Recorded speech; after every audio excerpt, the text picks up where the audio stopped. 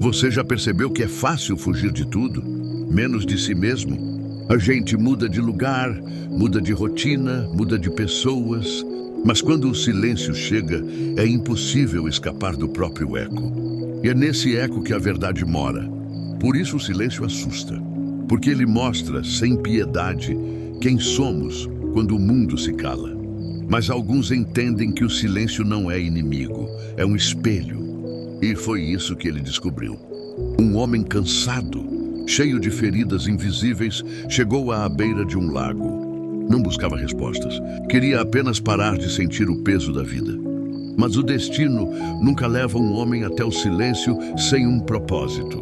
O céu estava imóvel. A lua, refletida sobre as águas, parecia observá-lo. E diante dele, um pequeno barco com uma lamparina acesa o esperava. Quieto, firme e quase sagrado, ele hesitou.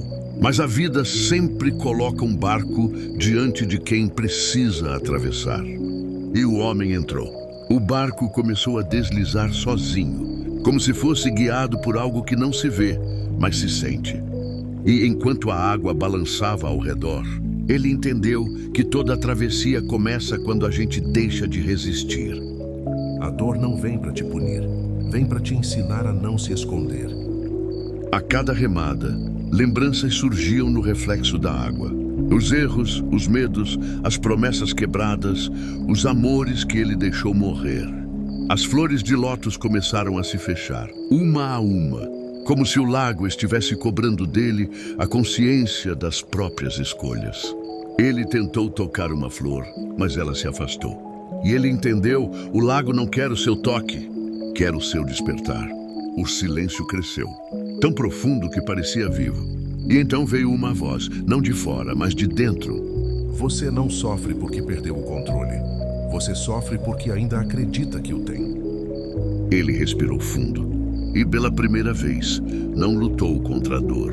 Escutou o que ela dizia. E a dor dizia: tudo o que você tenta controlar te aprisiona. Tudo o que você aceita te liberta. Nesse instante, ele entendeu o que os antigos sábios tentaram ensinar. Que o caos externo só existe quando a alma está em guerra. E que a vida, com toda a sua inconstância, não foi feita para ser dominada, mas para ser compreendida. As flores começaram a se abrir novamente. A água brilhou.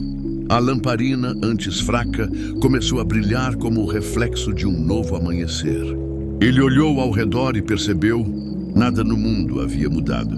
Mas ele, sim, e isso bastava. A verdadeira vitória não é sobre os outros, é sobre si mesmo. A maior força não é dominar o mundo, é manter a paz quando tudo desaba.